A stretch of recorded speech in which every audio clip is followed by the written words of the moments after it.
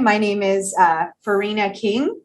In Denebazad, I introduce myself as She'e Bilagana Nishle, Do Kia Ani Bashishchin, Bilagana Dashiche, Do Sinijini Dashanale, Akut Egot Sah Nishle. I introduce myself by my family, my relations, so they know I have relations here, what kind of obligations and ties we have together and where I come from. But I am a citizen of the Navajo Nation and an associate professor of Native American Studies at the University of Oklahoma, homelands of Caddo and Wichita tribes and many different indigenous peoples who, many of them, were forcibly removed from their homelands throughout what is now called North America to that space.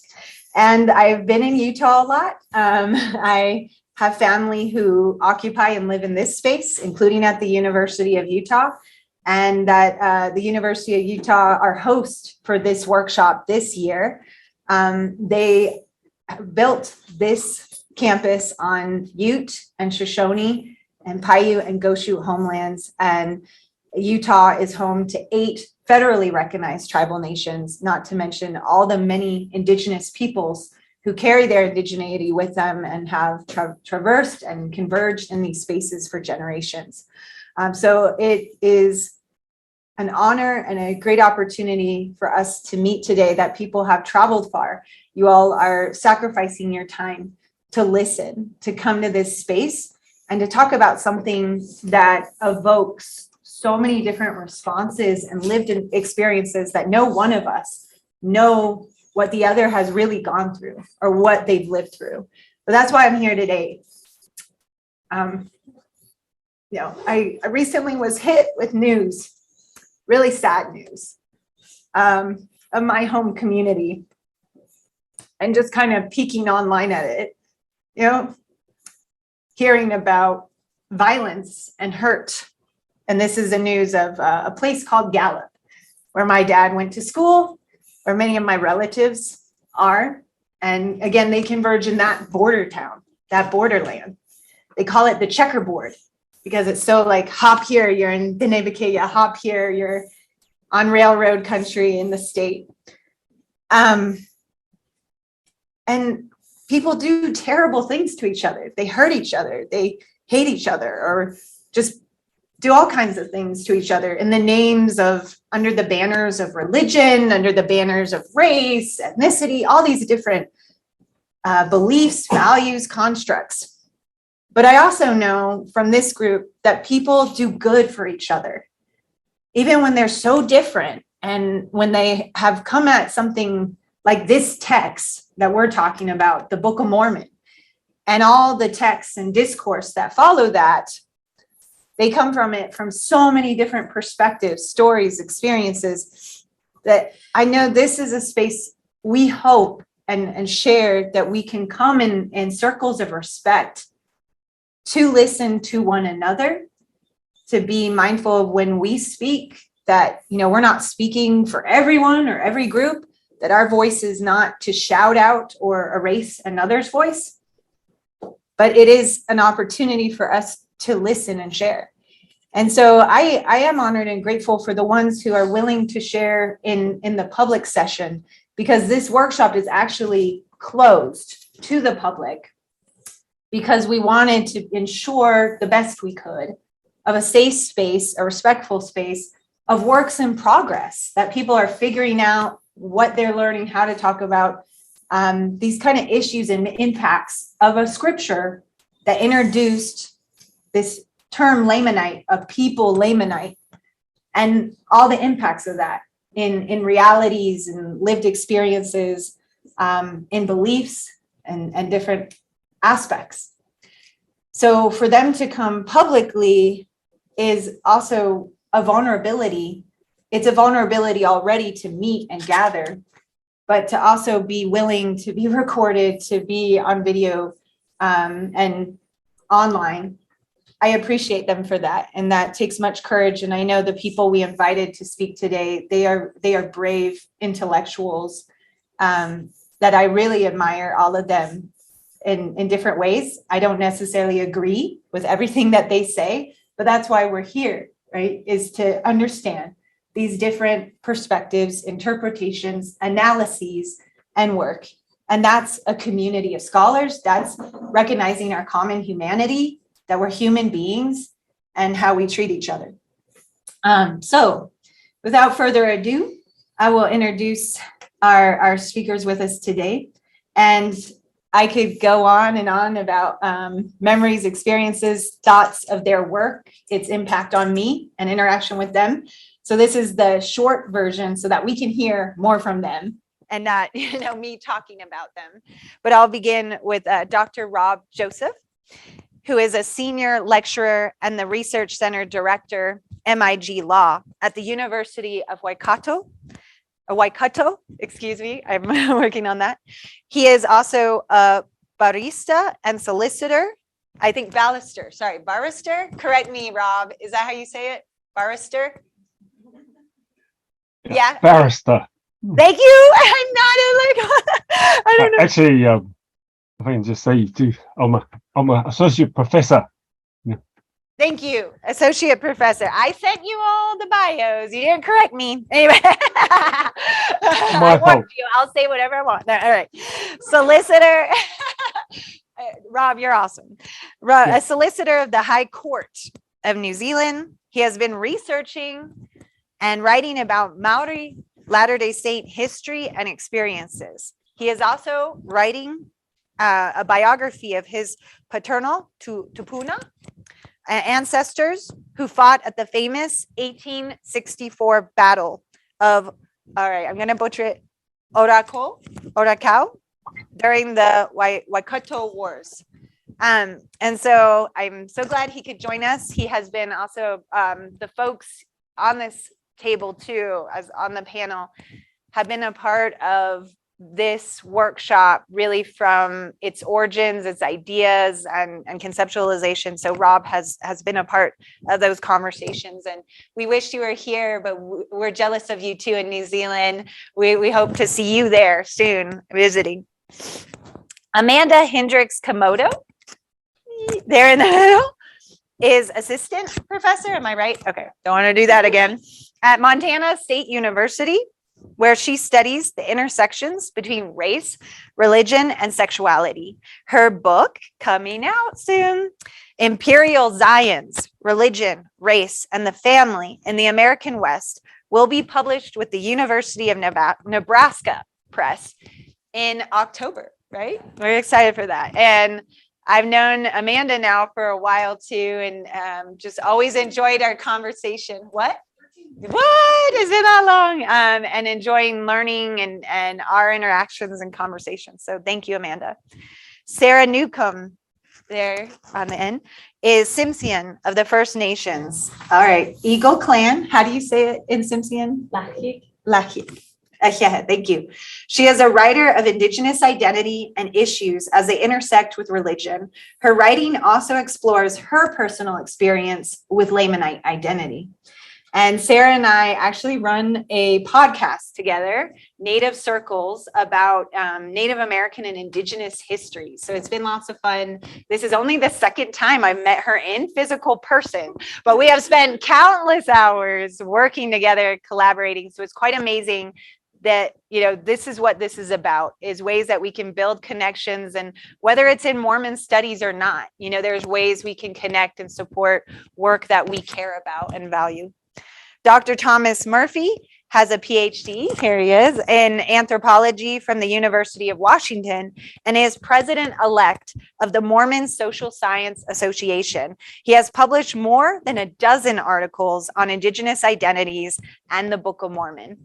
So I certainly appreciate all the work that Dr. Murphy Thomas has done. And I recently heard his presentation about 20 years since his article regarding DNA and Lamanite identity at the Sunstone Conference. And that was really eye-opening for me, and just again attested to his courage in a lot of his work and the ways that he's navigated very difficult conversations as a scholar, as a public intellectual. So I'm glad and honored that all these people are here, and that you don't see him right now, but Michael Ng is over there. Maybe come in here and wave if they don't know you. He's helping to moderate this conversation, is an associate professor of religious studies and affiliated faculty of East Asian languages and cultures at Indiana University. And he completed his master's degree in theological studies at Harvard's Divinity School, earned a PhD from Harvard's East Asian department. And he's one of the co-directors of this workshop, since his work recently is focusing on Kanaka Maoli, Native Hawaiian, really, part of his ancestors. And he's from Hawaii, is where he grew up. And so entering this project with him and the collaboration has been very fulfilling, and also resonates so much with me. I will not be able to continue without recognizing as well our many partners and sponsors. And then I will turn the time over to our panelists. We could begin with Thomas Murphy and just move that way. Maybe, yeah, I think we'll just do that. Rob, you good with that? Or you want to go first? Okay, he's good. But special thanks to our sponsors who made this happen. Of course, everyone here, you make this happen. So Hehe and those joining us online, thank you. But special thanks to committed sponsors, the Laura F. Willis, I've asked them how to say it. And so anyway, Center for Book of Mormon Studies, the Charles Red Center for Western Studies, and Department of History at Brigham Young University.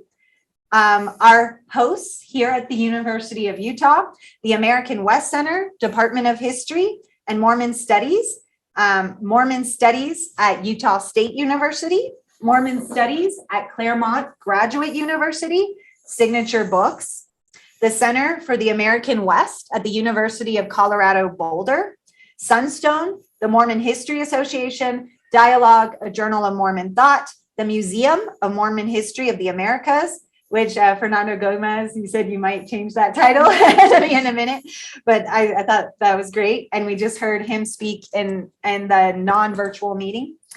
The Mormon Social Science Association, Utah Division of State History, Mormon Studies at the University of Virginia, and many other partners and scholars from throughout the world. I think I mentioned Global Mormon Studies, that they have a listserv that anyone can join, and they held a conference not too long ago in March in England.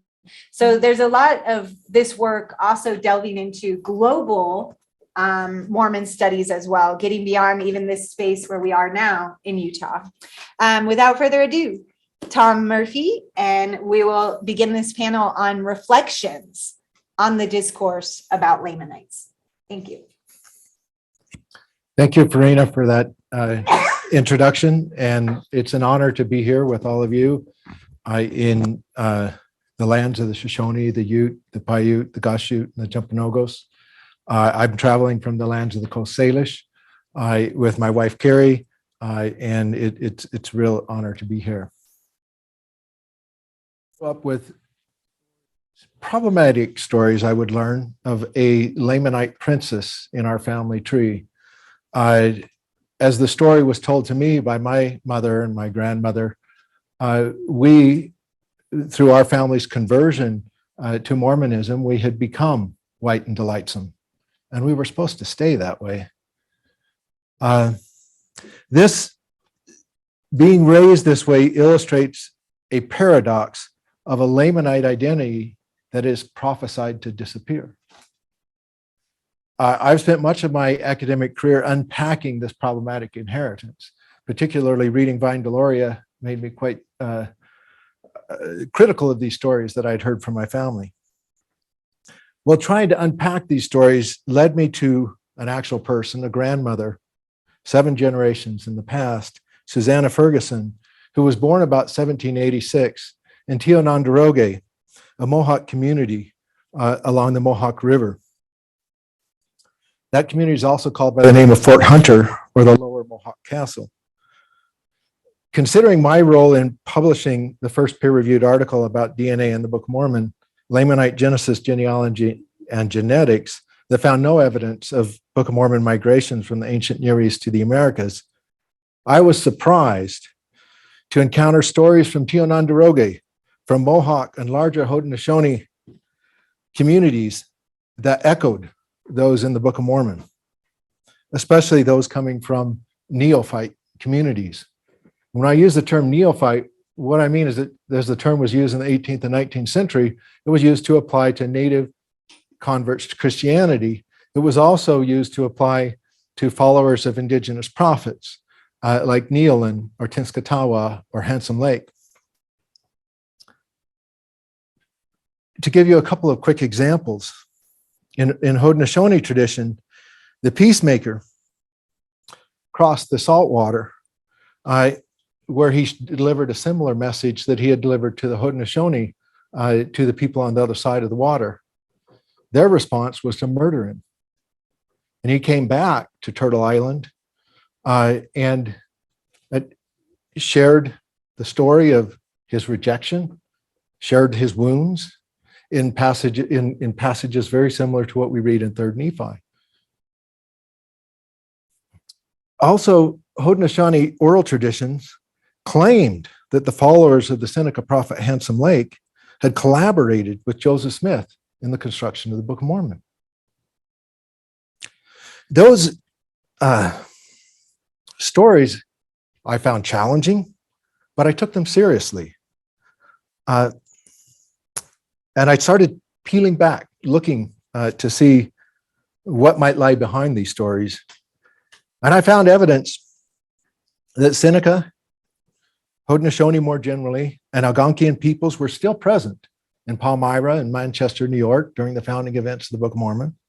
And perhaps even more importantly, in New Hampshire at Moore's Indian Charity School that would eventually become Dartmouth College, where they interacted with 3 generations of the Smith and Mack families, the Joseph Smith Sr. and the Lucy Mack families. And had this long-standing interactions. About a dozen of the alumni of Moore's Indian Charity School, or their affiliates connected through family, resemble characters in the Book of Mormon. I'm going to give you a few examples. Benjamin Uncas, a Mohegan sachem, shares much with King Benjamin, not just his name, but his story. Isaiah Uncas, his descendant, resembles Mosiah. And in Mohegan tradition, there was a struggle over what we might call kingship and whether the role of a sachem should pass on, somewhat similar, but also different from the stories in the Book of Mormon. Sir William Johnson, an Irishman who married Molly Brant, a Mohawk woman, resembles Amalickiah and his Lamanite wife. Amaron, who succeeded Amalickiah, resembles Molly's brother, Joseph Brant, a very famous Mohawk military leader. The Mohegan preacher, Samson Occam, resembles Samuel the Lamanite. Imagine if you could read the diaries and journals of Samuel the Lamanite. We actually can. Samson Occam wrote his own stories. He was literate. We can read him in his own words. King Lamoni's conversion resembles in remarkable detail the visionary experiences of the Seneca prophet Handsome Lake. Abish, one of the few women in the Book of Mormon, resembles in many ways Yehuanot, Handsome Lake's daughter, who called the community together while Handsome Lake was he appeared as if he were dead in a trance-like state. The few women in the Book of Mormon draw attention to the differences with indigenous stories and the Book of Mormon as well. For example, the peacemaker did not act alone in Haudenosaunee tradition. He could not have accomplished the great peace without the Mother of Nations, a character who's missing from the Book of Mormon. I have begun now to read the Book of Mormon as an allegorical narrative that culturally appropriates 18th and 19th century Haudenosaunee and Algonquian neophyte stories and represents them as if they took place in ancient America. The controversial topics in the Book of Mormon, blossoming as a rose, curses, but not dark skin, interestingly, apocalypse, indigenous resurgence, chosen people. These topics were all discussed in neophyte communities, and we can read Indigenous Perspectives in their own terms from the writings of the 18th and 19th century. If we want Indigenous perspectives on Lamanite identity, I'm suggesting, and working on a book to do this, we need to listen to Haudenosaunee oral tradition and read the records left behind by literate 18th and 19th century neophyte communities. Thank you.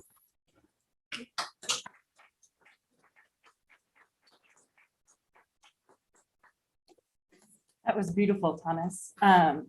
So when I agreed to do this panel, Frida and Michael said that they sort of wanted us to think about the historiography and where the field had come and where it was going. And so that's sort of where I focused, but also to try to connect our own sort of experiences themselves to that story. So to give you a little bit of background on myself, I grew up in southeastern Idaho, both in Pocatello and Blackfoot. We moved between the two, which if you've ever been to southeastern Idaho, you know is right next to Fort Hall.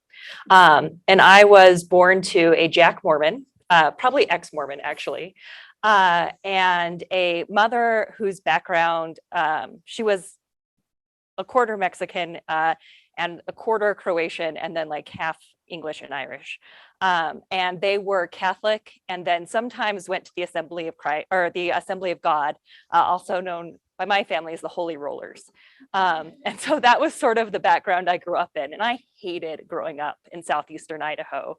As a non-Mormon in southeastern Idaho, you were the constant subject of missionary work because the seminary across the street had missionary week. And I was like one of 5 kids who was eligible for missionization. So I just wanted to get out of Dodge as quickly as possible.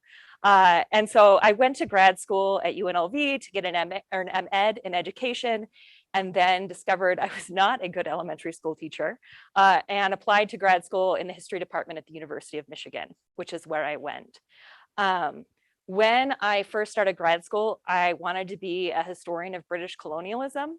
But what ended up actually changing that was the British colonial historian there was Damon Salesa, who is a New Zealand Kiwi of Samoan and now I have to think, Pakeha descent, and his wife is the first Tongan member of parliament there in New Zealand right now. And that's why he sort of moved back, was so that she could be more involved in Tongan politics locally. And he really pushed me to sort of move away from British colonialism, which took place far away from where I was from, and really to focus on local histories and the histories that sort of had defined my family. And I realized later, he's also descended from Canadian Mormons. And so I think he was also partially working out his own issues through the direction of my dissertation, which was fine. I mean, it turned out really well for me. I got a job. But what it meant was that I ended up working on Latter-day Saint missionary work among Native Americans. And then really through his sort of guiding, although he tried not to be too forceful about it, on Polynesian saints as well. And that is sort of the background of my first book project, which will come out with the University of Nebraska Press in October.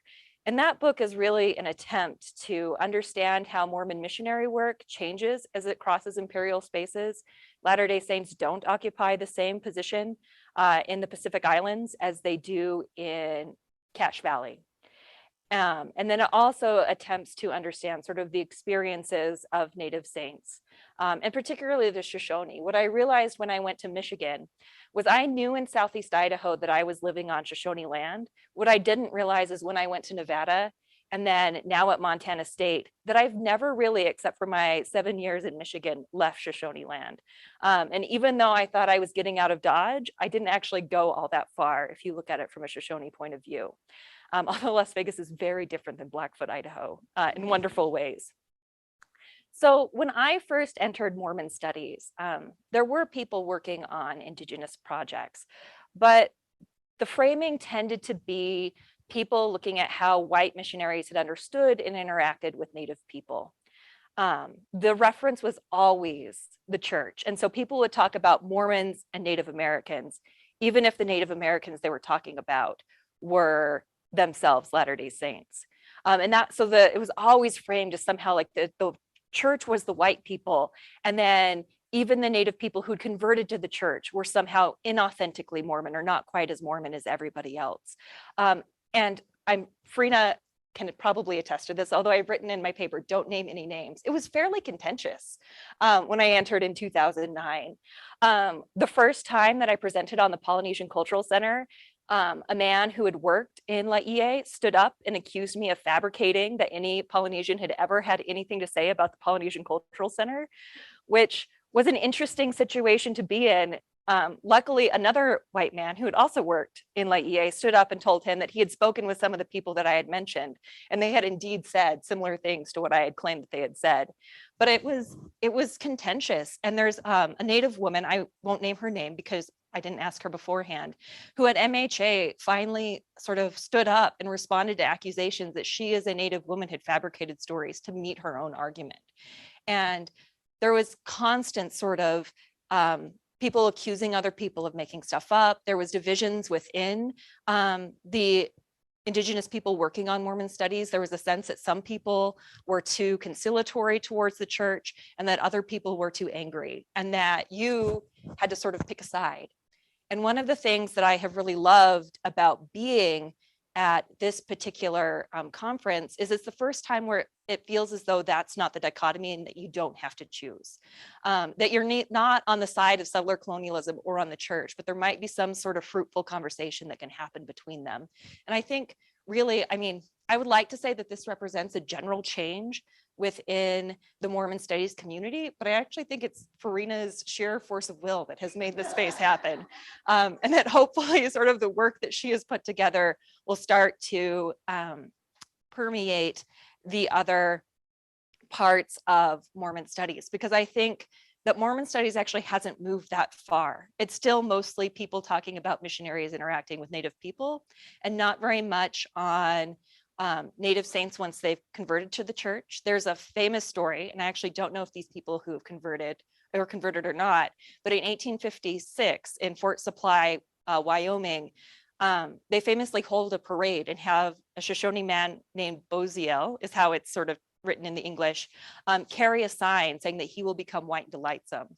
And there is no, like, people just mention this story and never think to ask, like, what was that man thinking? Like, what was he doing? How did he understand what was happening? And if you read the text, and I do have like a paragraph on this in my book, he then starts talking about how they are going to have food, they are going to grow crops. And it seems to be something very different than how the white settlers who then publish this in the Deseret News are talking about things. And I think that's where sort of the field needs to move. I think we need to move away from sort of focusing on the missionaries. And I'm not really speaking to the people in the audience, but more on the people online, and start thinking about how Native people and Mexican American people and Latin American people and Polynesians think about the church and interact with the church, and stop having the white church always be the reference.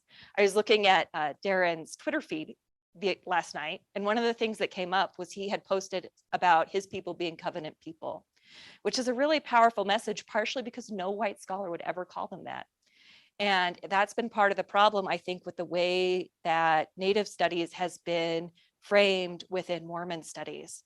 And so I'm hoping that this conference will sort of be a movement beyond what has been told so far to create a more nuanced and interesting history of Native saints, which is the term that I sort of have started using in my work to get away from making the white church always the reference. And then Farina sent us the questions that people had asked. In her form, she had a list of questions, or people could submit questions that they had. And one that I was not surprised to see, because it's always asked at every single conference I've been to, is how white scholars can do the work in a ethical way and can engage communities. And so I am not the best person to answer this. I tend to get overwhelmed. I'm scatterbrained. I was officially diagnosed with ADD, so I feel like I have some sort of like medical reason now. But I can talk a little bit about what my own institution has done. So I teach at Montana State. Montana has, actually, we just added one. I think it's now 8 federally recognized. It used to be 7 federally recognized Native nations. And we have several tribal colleges as well that are part of our land grant system. And Montana State just received accreditation from the World Indigenous Nations Higher Education Consortium. And as part of that, they required that we think about our institutional review board policies and how people were going to do scholarship on Native people. And what they came up with was that every project that was done on Native people had to have a Native co-PI that was present from the beginning. And then it would no longer be white scholars working on Native people, that it had to be done in conjunction with. The example that was apparently used, I was not invited to this meeting because I'm not important enough, but we have a tribal council of elders who told the people who were invited at the meeting that they were tired of white people coming and working on diabetes. And instead what they wanted was for them to think about business and improving the economy, and then they could solve their own diabetes problem. And so that's sort of, I think, part of what needs to happen is people need to stop coming in with their own sort of research questions in mind and start working with the communities that they want to study to come up with research questions. Damon will never listen to this, so I'll tell a story right now. He once called me in and in my exams asked me what it was like to be a white scholar working on Native people. And he's asking this, right, like as a Native Samoan. So my face goes like white. I don't know what to say. Like, this is the most awkward thing that's ever happened to me. But one thing he said to me that he really appreciated about me was that I didn't pretend to know anything, and that he hoped that I never lost that and started to think that I knew things. And I think this is something that white scholars need to do. They need to stop pretending that they know things and start listening to learn things. And so I guess I would sort of push for Mormon studies to move in that direction, to stop focusing on the missionaries, to start focusing on Native people in the 20th century, and just stop pretending that they know things.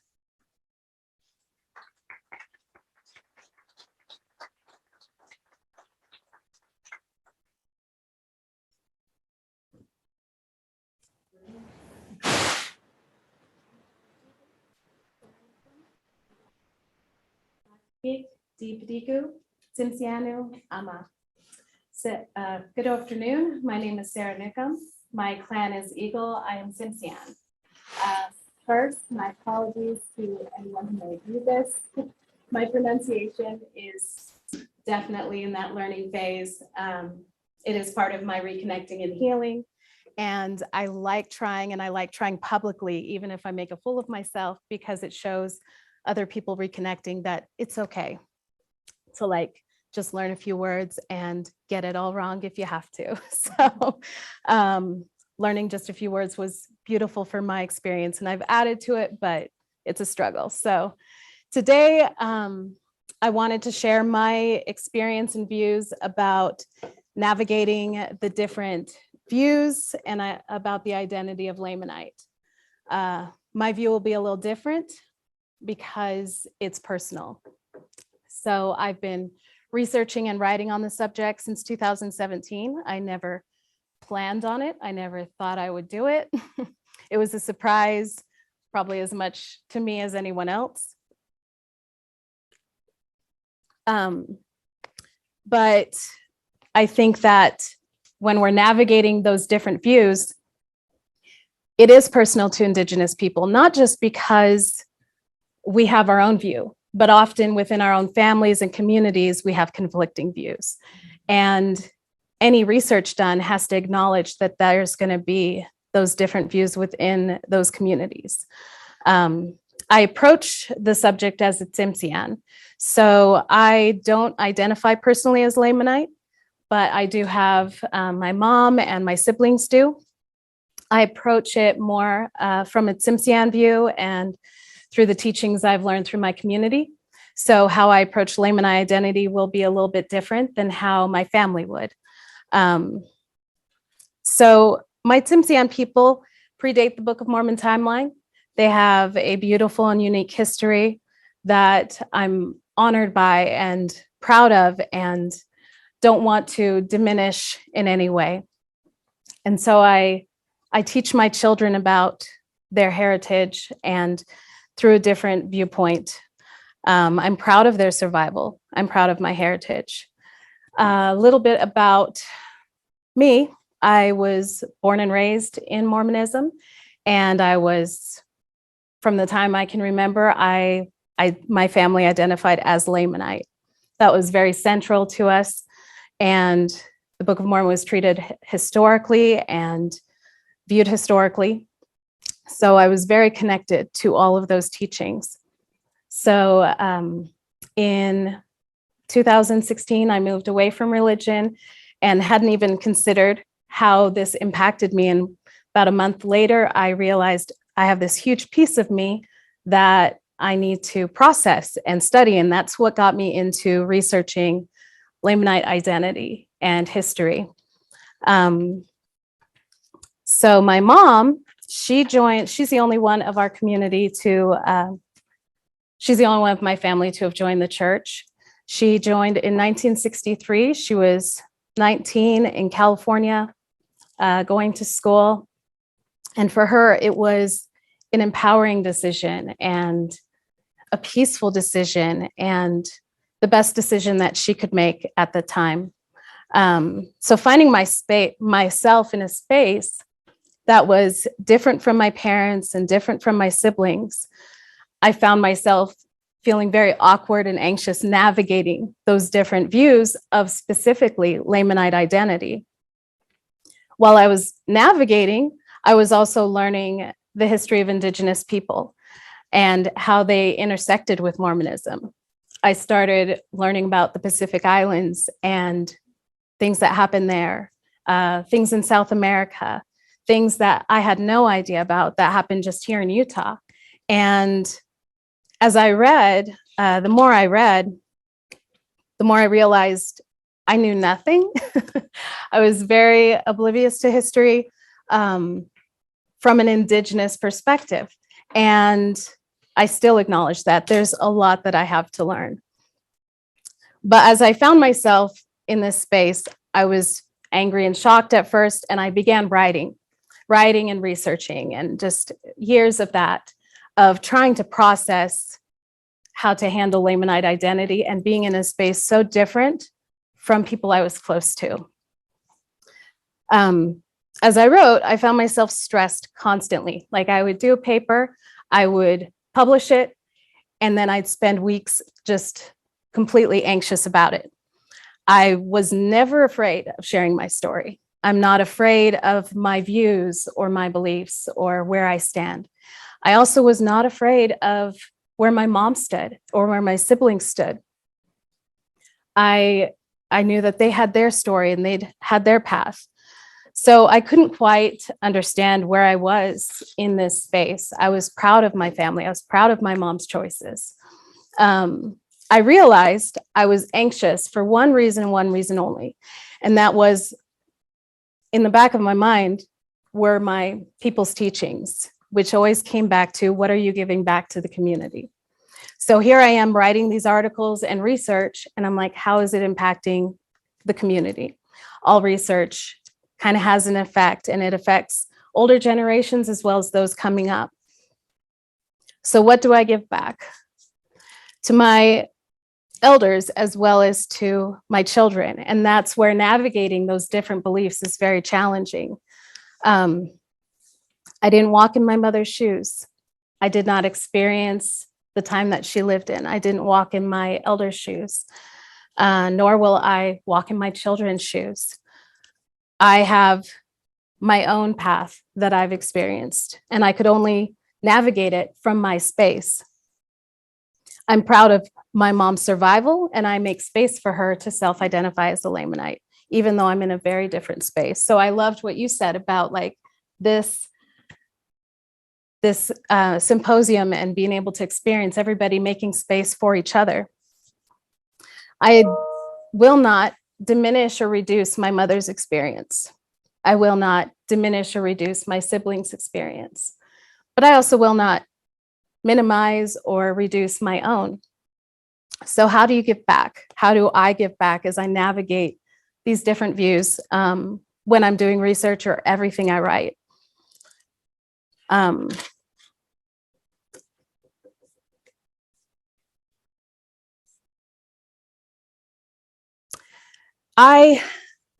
going to take a little side trip.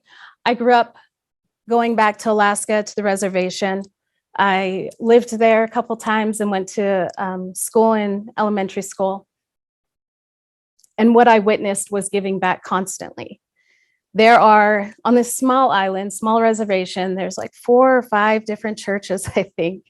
And my family spread through all of them, including a small LDS branch that's there that I think has like 2 or 3 people that are active. And in the community, no one ever goes hungry. When there's something massive that happens, everybody pulls together. And there's always that question of what are we giving back? And I watched my aunts, my uncles, my cousins constantly be there for each other through every single thing that happened. So that influenced how I have started to approach. I didn't in those first few years, and I've been awkwardly trying to navigate the changes that I've had. First, I acknowledge and respect my elders and my mom's journey and my siblings' journey, and even the rest of my family as they have chosen different spiritual paths.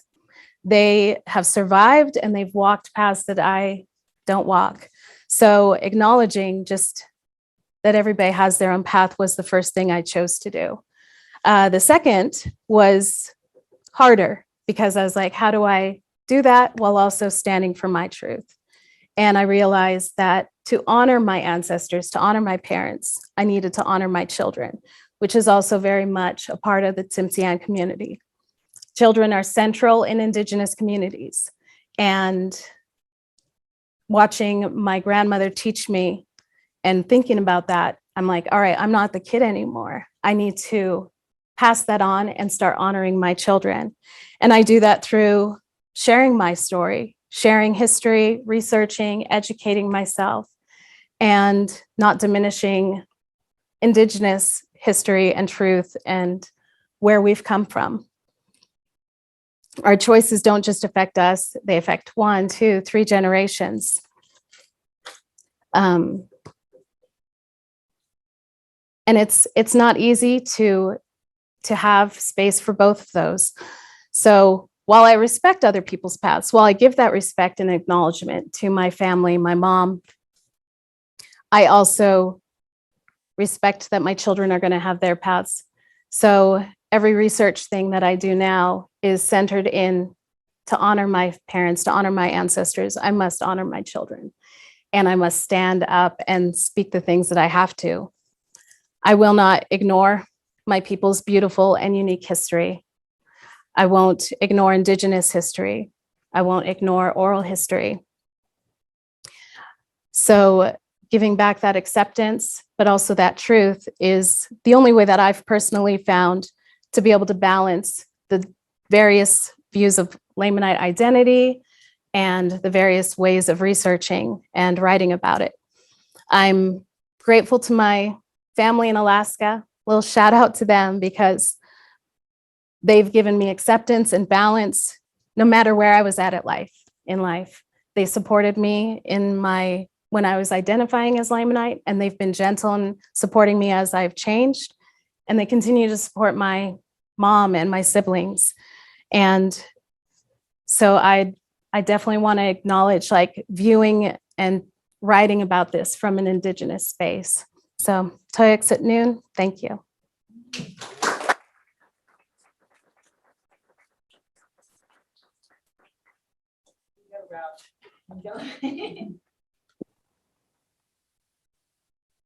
And my turn, Karina.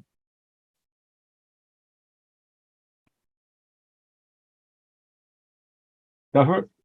Okay. A tēnā koutou katoa e ngā tangata take mo te ao katoa ka nui te mea atu ki a koutou. Katoa ki reira. And my name's Robert Joseph. I am presenting from, it's 8 in the morning tomorrow. Here in New Zealand, down under, it's the middle of winter. So it's cold and wet, although not as cold as you get over there in some places.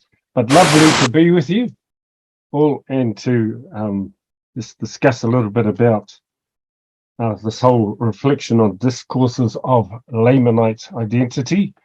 I will give a few ideas and experiences just for the next 10 minutes from a Maori perspective. And this is not the Maori perspective, it's a Maori perspective and a Maori LDS perspective too. Just a bit of background for me, I was brought up in the church. Active in church and so on, work a lot with our Maori communities. And if I can just give a little bit of background for New Zealand, can I assume a lot of you probably don't know where New Zealand is? It's down under. I'll just say this, it's not Australia.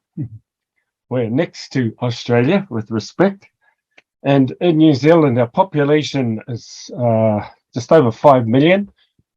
Area-wise, it's just about the same size as Oklahoma, but smaller than British Columbia. Right, so 5 million people, 17% of our population is Maori, Maori being the indigenous peoples here. So 17%, we're the biggest minority in New Zealand. We have our distinct language, culture, practices, and so on. The Maori language in New Zealand is an official language with English. Maori own 5% of the landmass of New Zealand, 1.6 million hectares. In our government, it's a unitary state. The New Zealand government, there's about 20% of the politicians are Maori. And we have a growing Maori economy, about 70 billion, where Maori are contributing about 8.5% to GDP. And so I just wanted to share this. There's about 70 tribes. Officially, I just wanted to share a bit of a foundation for New Zealand first. Maori as a people, very strong politically, economically, socially, although we have our challenges too, like many other indigenous peoples who've been colonized. Just really quickly, I want to talk about Polynesian culture. Maori are a Polynesian people. Our language, our culture, our origins go all the way similar to Hawaii up in the north, all the way over to Easter Island in the east, and everywhere in between. Similar language, similar culture, so we have affinity with Polynesians and other peoples. Now, if I quickly switch over to a church narrative now, in the Book of Mormon and this whole notion of Lamanite, the Lamanite definition has been extended to Polynesians in church narratives, particularly amongst the missionaries who served amongst Polynesians, including Joseph F. Smith, one of the prophets who served in Hawaii. And he said in the LDS narrative is that Hagoth in Alma chapter 63, if I recall, was a curious man. He was a seafaring man and he disappeared and was never heard of again. In the church narratives, they say that's the connection for Polynesians into the Book of Mormon narrative. From a Maori perspective, Maori actually were a lot of, even before the Mormon missionaries came to New Zealand, the first missionaries came in 1814 from the Anglican Church. And even back then, before the Book of Mormon narrative was known, they considered themselves a House of Israel people. Now, really quickly, sorry, I know I haven't got time. When the Mormon Church came in 1854, they worked solely with Pākehā or Cowley or non-Maori. And then the policy shifted in 1880, 1881, where Joseph F. Smith, as a counselor in the first presidency, said, "It's time now to focus missionary work on Maori." Now, from a Maori perspective, certain tribes from 1881 to 1900 thronged to the church in their thousands, literally. And there are a number of reasons for this. Sorry, I've got to watch time. Can you warn me when I'm going over? But one reason was we have what we call matakite in our culture. Thomas, you referred to, I guess, these holy men and women who had visions and prophecies of the coming of this new church. And those churches who embraced the Mormon church, they recognized them as fulfilling these prophecies of their own seers, or matakite. And what was interesting about a lot of the prophecies, this common thread here, they said that they would come from the rising sun, from the east. Most of the other missionaries came from England and Europe from the west, from a New Zealand perspective. They also said, this is interesting, when they prayed, they would raise their right hand or both hands when they prayed. And interestingly, they said that they would live with our people, learn our language, eat our culture, sleep in our villages. In effect, they would adopt our culture. And so those were given throughout the 19th century. When the Mormon missionaries came to these Maori tribes, they did exactly that. What I find interesting was a lot of these early missionaries, one of them his name was William Thomas Stewart. He came from Kanab, Utah, southern Utah, from off the farm. I suspect he was trained or knew well Jacob Hamlin, who was the Indian or the Indian apostle, who could speak a number of the different languages. Whenever the church had any challenges with Indians, particularly in the south, they'd send him and Brigham Young and others because he could get on with the indigenous peoples. He understood them. William Thomas Stewart, I'm suspecting, came from that background because when he came to New Zealand, he learned our language, learned our culture, and he actually embraced it and became Maori, as did a number of other missionaries, which was prophesied by our matakite, and that's why a lot of them joined the church. Now, can I just say this? From 1881 to 1952, the LDS church in New Zealand was predominantly a Maori church. Right? The language of instruction was Maori. A lot of the practices were Maori. The main population was Maori. And the missionaries embraced that and acknowledged it. They had to. Right? That shifted in 1952 when Brigham Young's great-grandson became the mission president. And he said, "I've come here to clean house." Right? And then what he did was he abolished Maori wards in the main cities. He said Maori is not to be spoken anymore. He's trying to phase it out, phased all these other Maori institutions out. And we've been struggling with that ever since. Right? But for Maori, today, the church is still very strongly Maori. In terms of this notion of Lamanite identity and reflecting on it, and discourse from our perspective, aligning with that narrative and what Joseph F. Smith and others have said, we actually consider ourselves not Lamanites because Hagoth was a Nephite, not a Lamanite. And that term Lamanite or Nephite or whichever one it is, we claim we're House of Israel. From the line of Joseph through Lehi. That's what we say, and we say it with pride too. However, as Dr. Garcia said, at the end of the day, it's a social construct, these terms, these labels we use. And if I could just say too, real quickly, ironically, Dr. Garcia in his keynote, he said that on 17th of June 1951, The first Mexican branch in Salt Lake City was dedicated by J. Reuben Clark, Joseph Fielding Smith, Spencer W. Kimball, and Matthew Cowley. Matthew Cowley served in New Zealand. We refer to him as the Maori apostle, Polynesian apostle too. He served throughout Polynesia. And he actually told Maori before he left, he said, never lose your language, never lose your culture. Be proud of it. As church members, as Maori LDS church members.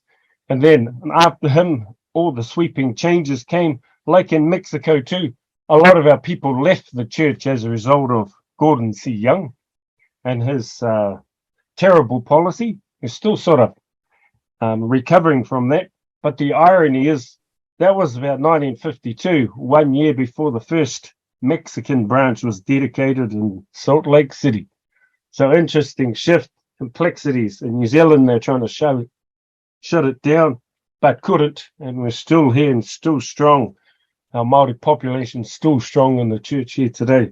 But we're proud to be church members and Māori. We're proud to be Lamanite and Nephite. It's an actual term of pride. We're people of faith.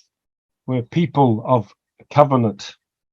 And so this term Lamanite, it's situational, highly disputed, but it's fundamentally political. Kia ora tata, I'll finish there.